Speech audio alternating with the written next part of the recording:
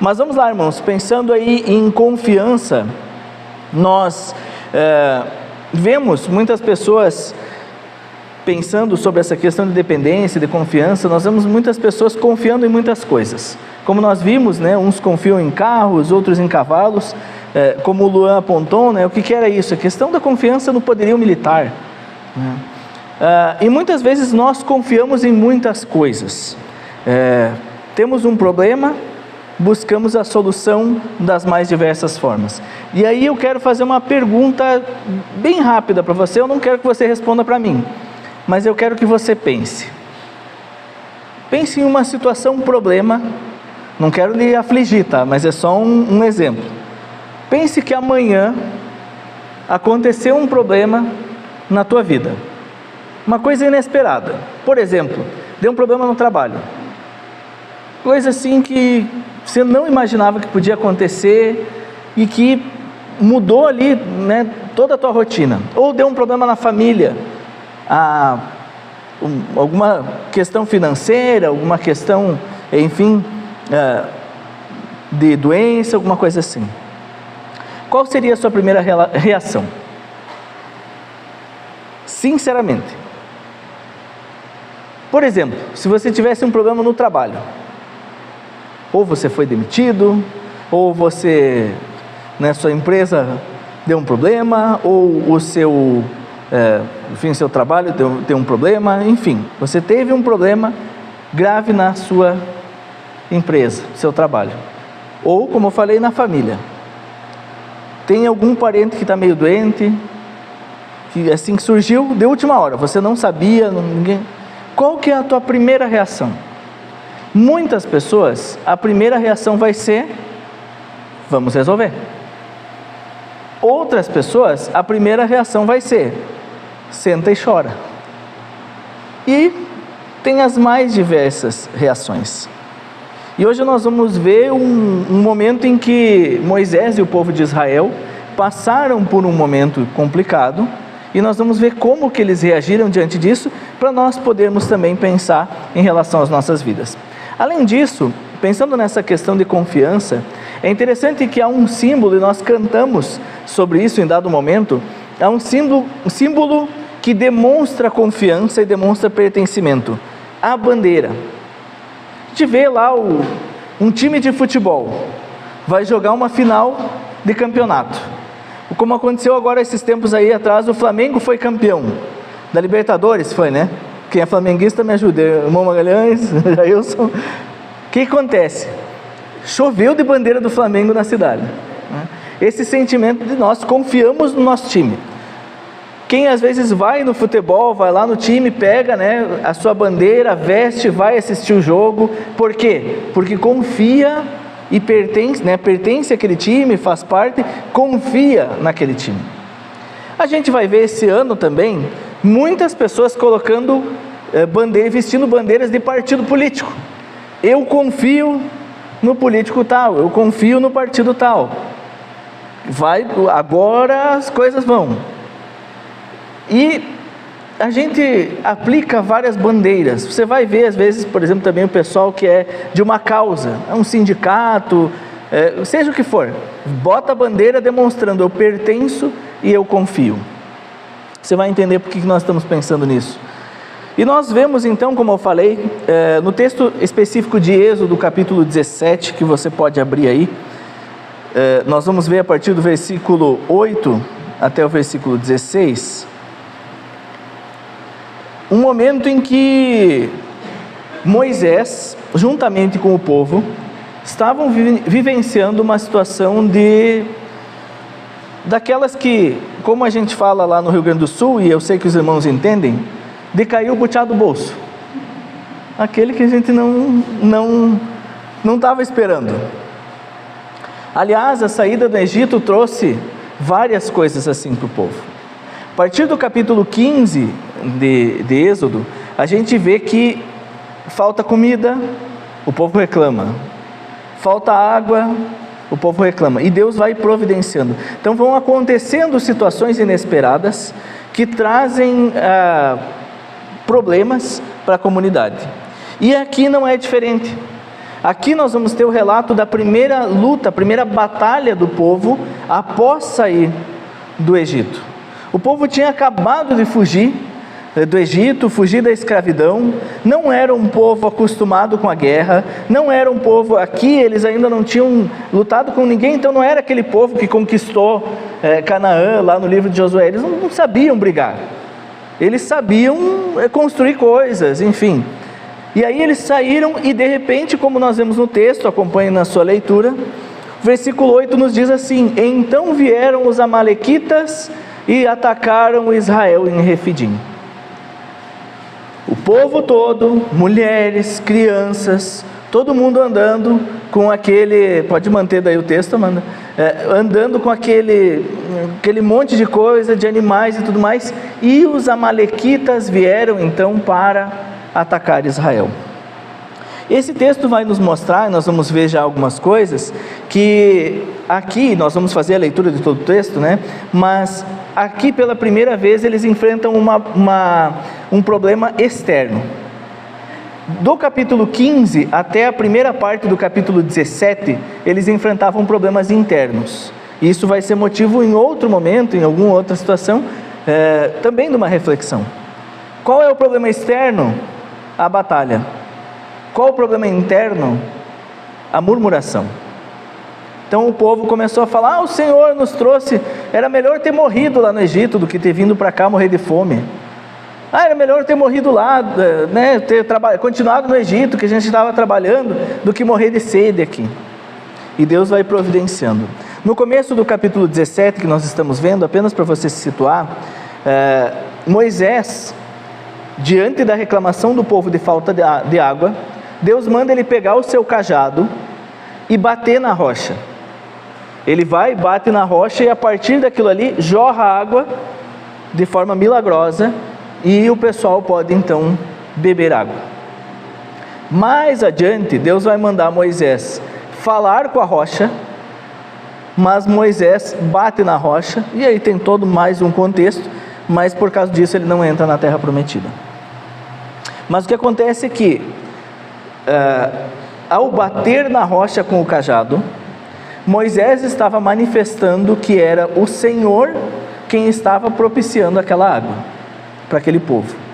O cajado não era uma varinha mágica. Lembram quando Deus chama Moisés diante da sarça ardente? Ele fala que ele pergunta, né, o que você tem em sua mão? E Moisés fala, né, do cajado. Então é isso que eu vou usar. E Deus vai usando então isso. Então eles estavam enfrentando problemas internos, até o começo do capítulo 17, uma coisa que vai permanecer, o povo vai ficar murmurando, reclamando, e agora começam então as batalhas externas. É como você amanhã enfrentar alguma situação que você não imagina. Em casa está tudo bem, conta bancária está em dia, trabalho está bem, aparentemente, e surge uma coisa externa. Surge um problema que você não estava pensando em enfrentar. Como reagir?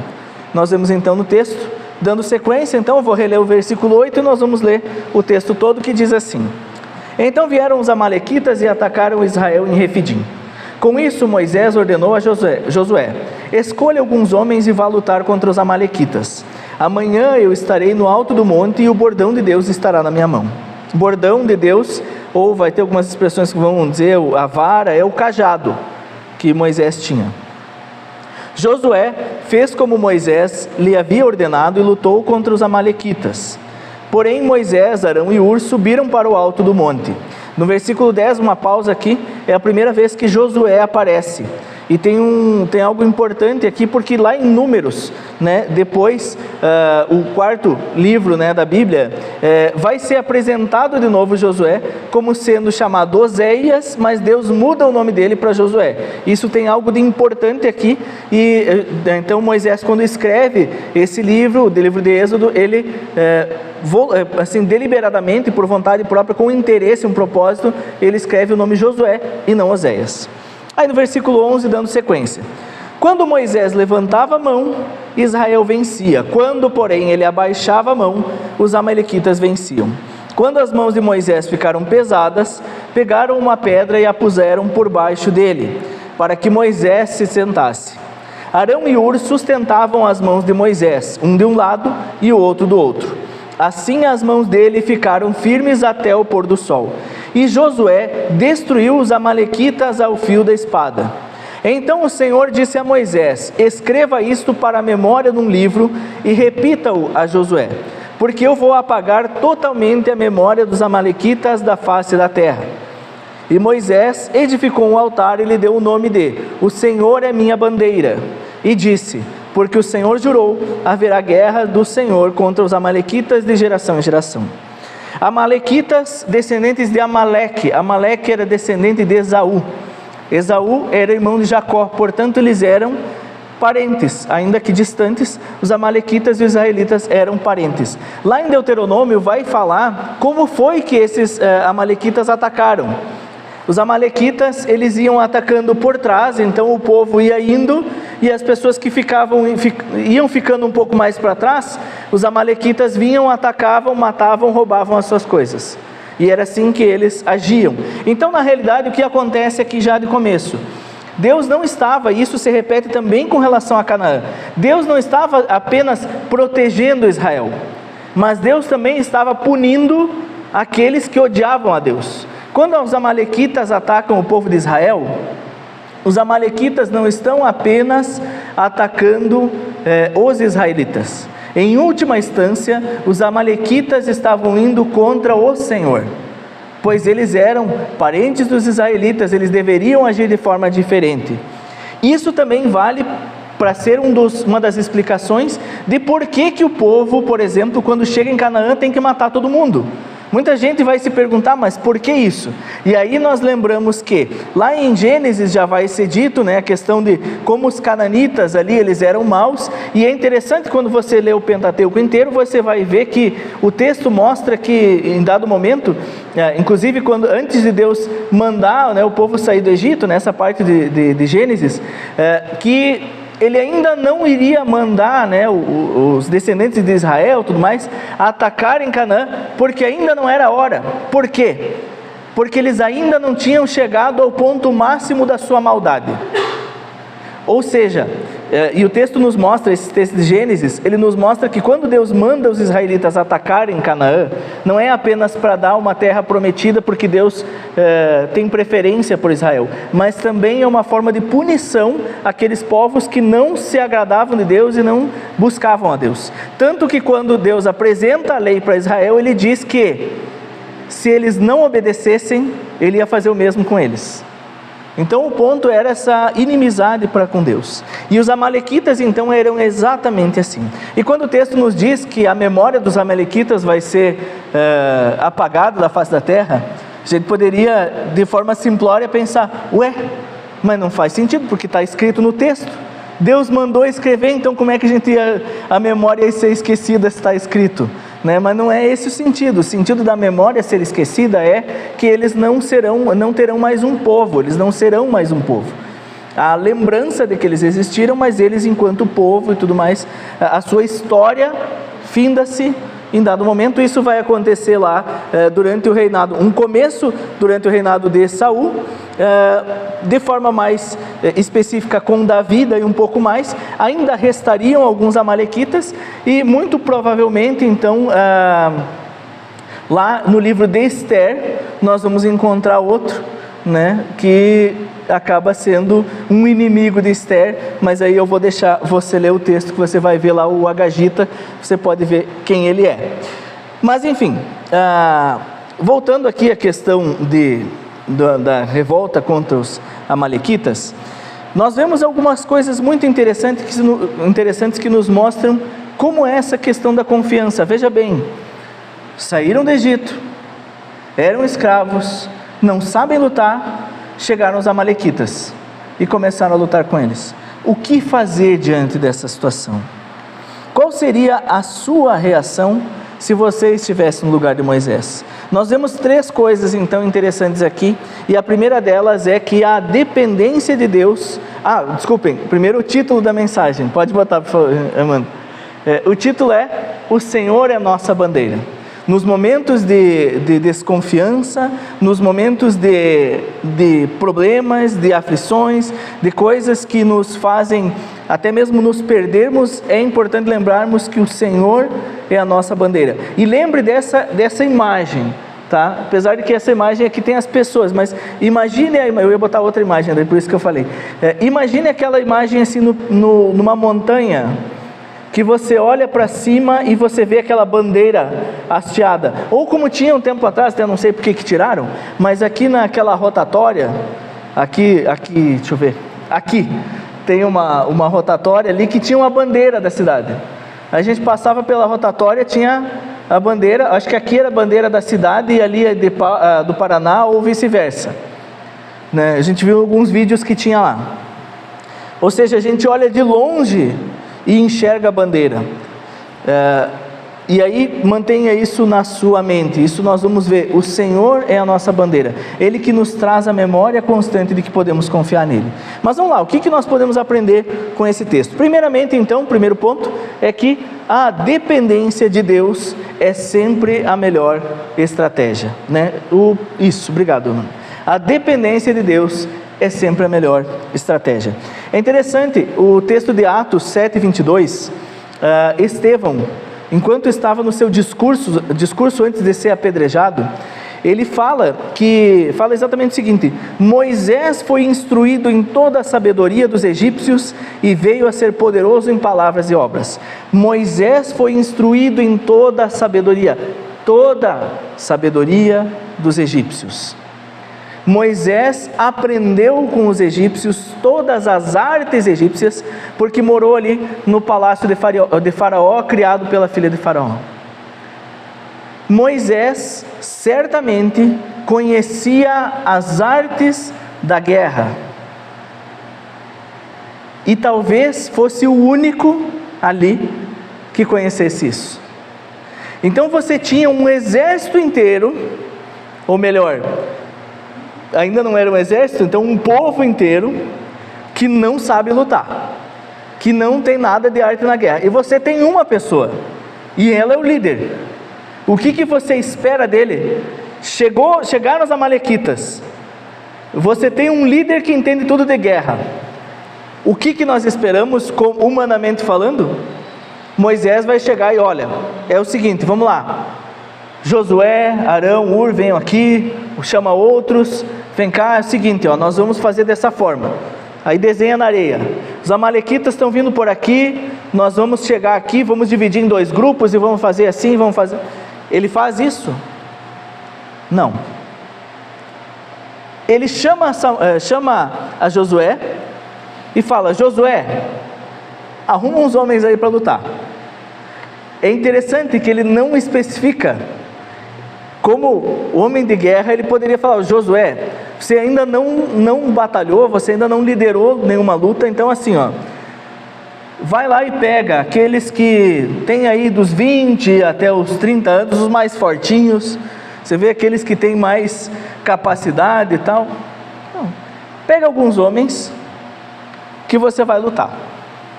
Enquanto isso, eu vou pegar o bordão de Deus e vou interceder, vou orar. Olha que interessante, Moisés era o único que sabia como guerrear, mas ao mesmo tempo ele sabia algo mais importante do que isso.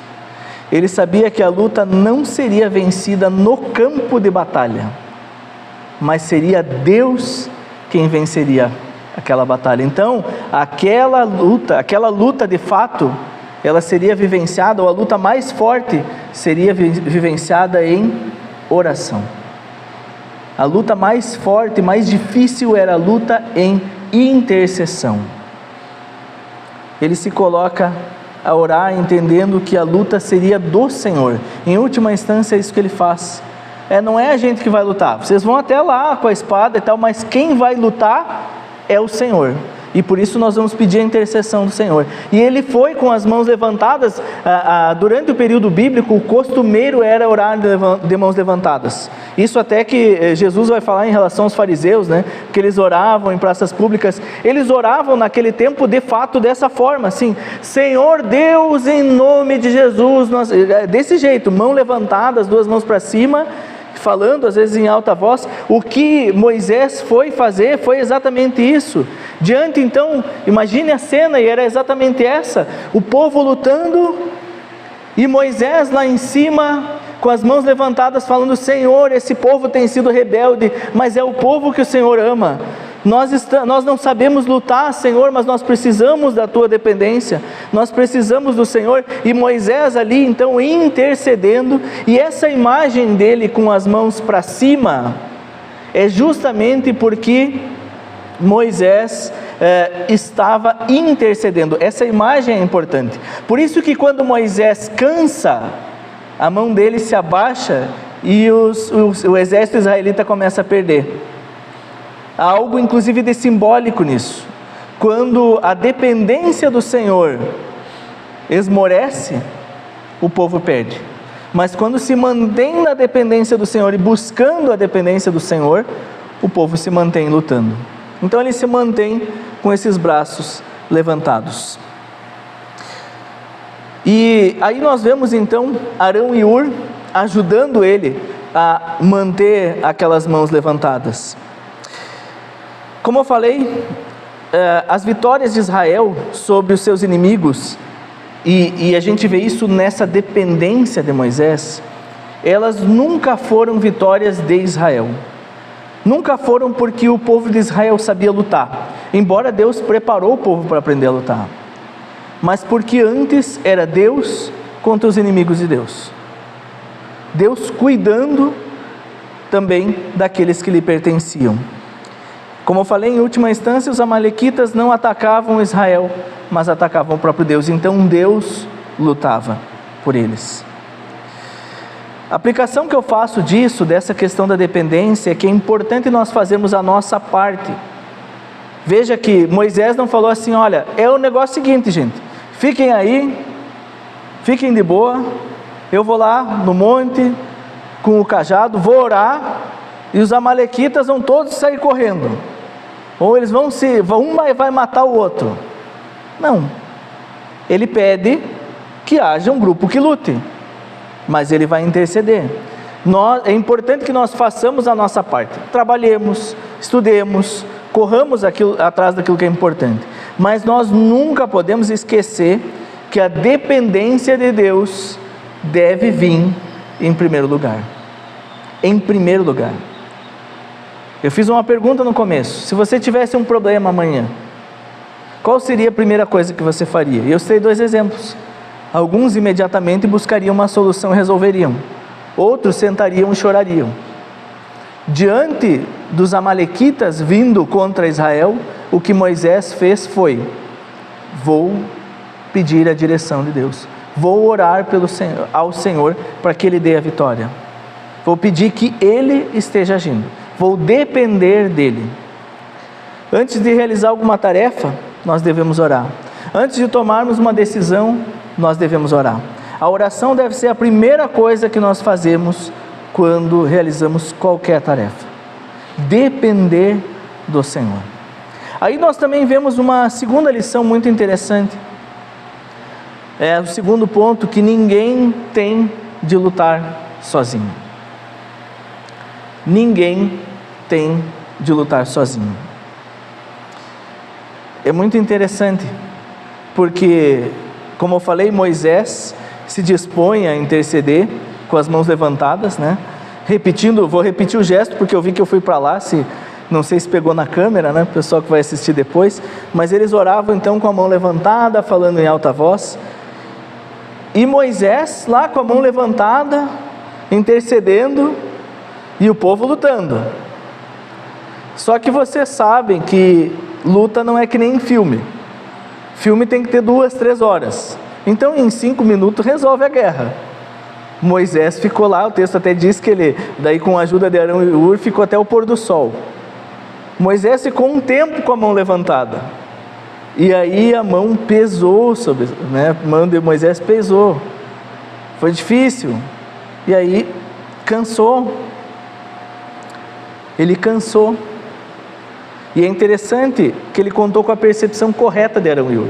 Porque o texto diz que enquanto o povo, Josué foi com alguns homens para lutar, Arão e Hur subiram junto com Moisés. Parece, obviamente, eu não estou dizendo que o texto diz isso, e certamente não é, mas parece que Arão e Hur olharam assim, ele vai querer ficar com aquele cajado na mão durante toda a luta. Acho que não vai dar certo, acho que vai precisar de ajuda, vamos lá. Ele não pediu, mas vamos lá ajudar ele. E Arão e Hur vão ali ao lado dele. Então, o texto nos diz que eles colocam uma pedra, Moisés senta e eles seguram os braços de Moisés. Arão e Hur estavam ao seu lado no momento necessário. E aí aqui nós vemos algo que semana passada eu já trouxe como reflexão e cabe a repetição. Cada pessoa é importante naquilo que está fazendo. Cada pessoa é importante na obra do Senhor. O trabalho do Senhor ele é feito a inúmeras mãos. Aqui tinha gente que ficou no acampamento, mulheres possivelmente acalmando as crianças, ou outros homens que não foram lutar, cuidando para ver se não via nenhum amalequita querer matar, querer atacar enquanto tinha um outro grupo. Aí o grupo que Josué levou consigo, Arão e Hur segurando e Moisés intercedendo. Cada parte importante, cada parte fazendo a sua parte.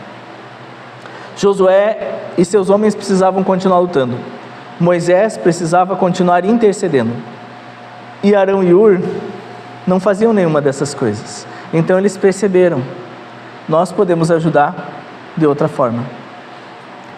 Nem todo mundo, por exemplo na igreja, nem todo mundo vai pregar, nem todo mundo vai tocar no louvor, nem todo mundo vai cuidar das crianças, nem todo mundo vai ser da diretoria. Mas há coisas que só você pode fazer, ou que você pode fazer, que outra pessoa não está fazendo. Essa ajuda, eles não deveriam nem lutar e nem ser o porta-voz de Deus, eles eram o suporte para ambos. Por isso que eu digo que às vezes a gente não percebe que todo mundo no reino de Deus serve.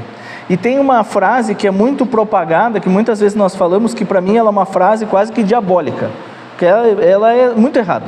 Quem não serve, não serve. Quando nós pensamos nisso, nós estamos pensando naquele que serve dentro da igreja. E aí a pessoa que, por exemplo, passou uma certa idade, ela não consegue mais servir na igreja.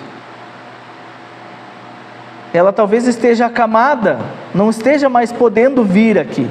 Então ela não serve mais? Ela não serve mais para nada? Ela não presta? Não, ela é importante. Por quê? Porque ela pode interceder. Ela pode orar pelos demais. Então cada pessoa, da sua forma, tem a sua participação. A aplicação que nós fazemos é bastante simples, como já vimos na semana passada. Então, cada pessoa do povo de Deus tem a sua importância. Tem aqueles que vão botar a mão na massa, tem aqueles que vão interceder, e tem aqueles que vão dar suporte. No fim, todos agem e todos são importantes. Se Josué não comandasse os guerreiros, não tinha luta. Se os guerreiros não lutassem, não tinha luta. Se Moisés não intercedesse, não tinha vitória. Se Arão e Hur não ajudassem, também não tinha, porque Moisés não ia manter seus braços. Ainda assim, no fim das contas, a vitória é sempre do Senhor, porque acima do que nós fazemos, Ele está. A unidade é importante e deve ser preservada, mas ela deve sempre estar submissa à vontade de Deus. E aí nós chegamos à terceira aplicação. A vitória do Senhor, Ele é a nossa bandeira. E é interessante que todo o relato mostra isso. Desde a escolha por chamar Josué, e aí eu falei, que Josué aqui chamado de Josué. Oséias, o nome Oséias significa salvação. O nome Josué significa Yahvé é salvação. E nesse relato é a primeira vez que aparece o Josué. E o Josué, que é aquele que vai lutar lá na frente e comandar a vitória, o nome dele já dizia exatamente: é Yahvé quem salva. Inclusive, Josué é o mesmo nome na versão grega, a Septuaginta, né, do Antigo Testamento, é exatamente a mesma escrita de Jesus. Josué, Yoshua, se não me falha a memória, e Jesus, Yeshua. Mas como não tinha vogal, é a mesma escrita, é o mesmo nome. Mas o sentido aqui já que ele demonstra que a salvação vem de Yahvé. E além disso, nós vemos também o fato de Moisés, como eu falei, permanecer com os braços levantados e o cajado na mão. Lembra que eu falei lá no começo que o cajado foi o meio pelo qual ele tocou na pedra e saiu água? E que não era uma varinha mágica? Quando o povo viu, por exemplo, o cajado ser levantado e abrir o Mar Vermelho, quando o povo viu o cajado tocar no rio Nilo e virem as rãs e tal, quando o povo viu o cajado tocar na pedra, o que eles estavam vendo é: o Senhor está agindo. Quando Moisés levanta as suas mãos e ergue o cajado, e ele está lá na altura, todos os guerreiros lutando, eles olham para aquele cajado nas mãos de Moisés e lembram: ele está lutando por nós, como lutou até hoje. Por isso, quando Moisés termina a luta, ele faz um altar e coloca o nome desse altar de: o Senhor é minha bandeira. Naquele tempo, como funcionava a bandeira? Quando alguém conquistava um território, então eu ia lá, guerreava contra alguém, conquistava um território, eu hasteava uma bandeira para que todas as pessoas que vissem aquilo lá, vissem assim: o território foi conquistado pelo fulano. Então, por exemplo, se nós hoje, o Brasil entrasse vamos pensar aí, quando o homem foi para a Lua, o que o homem fez? Foi lá, os americanos botaram a bandeira dos Estados Unidos. Para quê? Para mostrar assim: essa conquista foi dos Estados Unidos. Lembrem, seres humanos da Terra, que quando foi pisado na Lua, quem foi? Foram os americanos. Essa era a ideia da fala deles. Não estou dizendo que está certo, estou dizendo que essa era a mensagem que eles queriam passar. Fomos nós, principalmente porque ali era tempo de Guerra Fria. O que Moisés faz quando ele cria aquele altar e chama de Yahvé Nissi, ou Deus é bandeira? Ele está dizendo: essa vitória foi o Senhor quem conquistou. Essa batalha pertenceu ao Senhor. É o Senhor quem domina sobre esse local. Veja, não era a vara de Moisés, não era Josué, não era Moisés, não era nenhum dos homens que lutaram, mas o Senhor quem venceu. E quando nós pensamos nisso, nós vemos que alguns dos males do mundo são a ingratidão e a idolatria. Os israelitas não deviam considerar que a vitória havia sido sua, mas de Deus. Mas também havia o risco da idolatria. Adorar Moisés ou adorar o cajado. Tem um momento da história em que Moisés faz um poste com uma serpente, para que todo mundo que tivesse sido picado por uma serpente olhasse para ele e fosse livrado. Isso ele fez a mão de Deus. Quando nós estudamos os livros dos reis, nós vemos que em dado momento o povo de Israel adorava a serpente. Essa idolatria, esse Yahvé Nissi, Yahvé a minha bandeira, é um lembrete constante de que nós não devemos confiar e nem idolatrar a ninguém a não ser ao Senhor. E aqui eu quero fazer uma aplicação final bem específica, mas bem específica mesmo. Nós estamos em ano eleitoral. E a palavra de Deus nos diz em Jeremias 17, versículo 5: maldito o homem que confia nos homens, que faz da carne mortal a sua força e cujo coração se afasta do Senhor. Maldito o homem que confia nos homens, que faz da carne mortal a sua força, então confia em si mesmo, e cujo coração se afasta do Senhor. Esse texto de Êxodo 17 nos mostra exatamente isso. Mostra que nós não devemos depositar a nossa confiança em nós, na nossa força e em pessoas. Como eu falei, nós estamos num ano eleitoral. E infelizmente nos últimos anos, nas últimas décadas, o que nós temos visto é brigas, contendas, por até mesmo idolatria política. Não existe um salvador da pátria a não ser Jesus. Mas muitas pessoas se apegam a partidos políticos, a candidatos, colocam eles no pedestal e brigam por causa deles. A minha bandeira é de tal cor, a minha bandeira é tal. E nessa disputa por bandeiras, o que acontece é que a bandeira que é o nosso Senhor é deixada de lado. Talvez você ache que isso é meio absurdo, mas possivelmente você conheça alguém que saiu de uma determinada igreja, ou que saiu da igreja, por questões políticas. Porque alguém algum dia no WhatsApp mandou uma mensagem xingando, falando contrário ao seu candidato, e a gente vai vendo uma idolatria política cada vez mais crescendo na igreja também, além de fora da igreja. Nós cristãos temos que lembrar que a nossa pátria é celeste, e que nessa pátria celeste, Pedro vai falar que nós somos nação santa. Ele não está falando do Brasil, ele está falando do povo de Deus.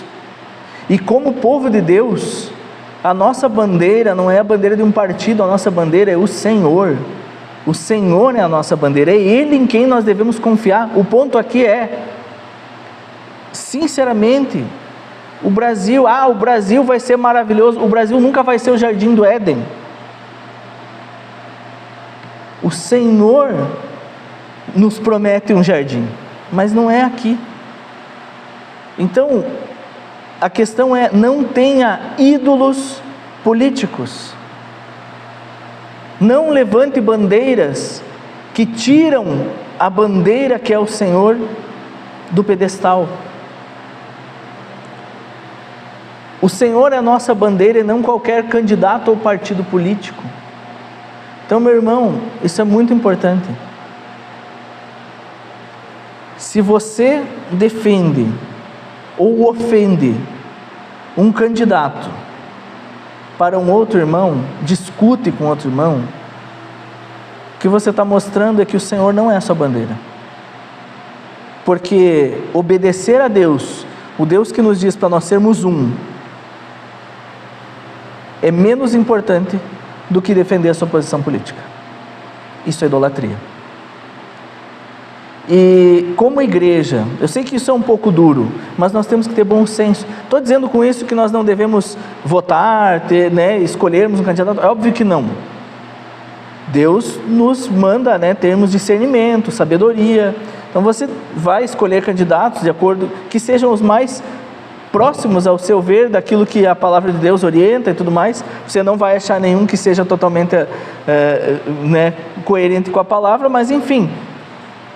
Mas, como igreja, e aí falando também em instituição, nós não tomamos partido. Nós não vamos jamais apoiar um candidato ou uma ideologia. Você nunca vai me ver, e se você me vir, me manda embora. Me reúne na igreja e manda embora. Os irmãos não vão me ver defendendo partido ou candidato político. Ideologia política, a gente tem que seguir a direita, a gente tem que seguir a esquerda, não. Porque a igreja do Senhor é a nação santa, cuja pátria é celestial e cujo Deus é a bandeira. O Senhor é a nossa bandeira. Jamais nós vamos dar palanque para ninguém, e nós precisamos lutar com todas as forças para evitar brigas e contendas por causa de política. Imagine se naquele meio, Josué lutando contra os amalequitas, Moisés intercedendo, Arão e Hur do lado deles, e de repente algum começa lá, mas eu prefiro Moisés, mas eu prefiro Arão, mas você que é um amalequita, e daí começa a brigar os israelitas um com o outro. Os amalequitas ficam olhando assim, não, já estão fazendo serviço pela gente. O reino espiritual, ele envolve muitas coisas. E nós sabemos que nós temos um inimigo, que é o diabo, que quer atacar a igreja. E é mais ou menos como essa situação. O povo de Deus está aqui lutando contra os amalequitas, e nesse caso os amalequitas são o diabo e os seus anjos, que tem essa, como Paulo vai falar, nossa luta não é contra a carne e sangue, mas contra as potestades e principados. Então nós temos uma luta espiritual, e aí o diabo olha para a gente, e aí ele fala para a gente assim, ó, candidato tal, e aí o povo de Deus começa a brigar entre eles. Aí os amalequitas ficam só olhando, não precisa fazer nada. Como povo de Deus, o Senhor é a nossa bandeira, nós precisamos disso, lembrar disso. Confiamos nele, dependemos dele. É por ele, para ele somente que vivemos. E aí eu ainda faço uma pequena observação nesse sentido. Para pensar, tá, meus irmãos? Para pensar. As tuas redes sociais, as tuas rodas de conversa, os teus momentos de conversa, as tuas pesquisas na internet. Se você fosse pegar agora o seu celular, se você usa ele para pesquisa e tal, fosse pesquisar as últimas coisas que você pesquisou, as últimas coisas que você viu na rede social, as últimas coisas que você postou, e você fosse analisar de fora, em quem você confia quando você olha para suas redes sociais? Quem é o seu Deus? Se você fosse pegar agora o seu Instagram, Facebook, então, quem é o seu Deus pela sua rede social? Em quem você confia? Infelizmente, uma coisa que eu tenho visto, e não estou falando da igreja, pela graça e misericórdia de Deus, até hoje realmente não vi isso aqui, mas infelizmente eu vejo muitos irmãos amados, que eu vejo que assim, eles postam todos os dias coisas de política, e não postam um versículo bíblico, não posta uma foto da família, é só coisa de política, xingando, defendendo. Onde está o teu tesouro, ali está o teu coração. A boca fala do que o coração está cheio. Qual é, aonde nós temos depositado a nossa confiança? E a Amanda pode botar o último slide, que é a pergunta final. Pensando, tem essa questão política, mas pensando não só isso. Se amanhã desse uma zebra na tua família, no teu trabalho, alguma coisa assim, como seria? Você tem confiado no Senhor ou nas suas próprias forças? Em quem você confia? Você tem confiado no Senhor ou em outras pessoas? A solução para o Brasil é tal. Não. A solução para o mundo é o Evangelho. A solução para a nossa família, para o nosso trabalho, é o Senhor Jesus. Porque o Senhor é a nossa bandeira. É Ele que luta essas lutas por nós. É dele que dependemos. E é a Ele que nós devemos dar toda a honra e glória quando conquistamos a vitória.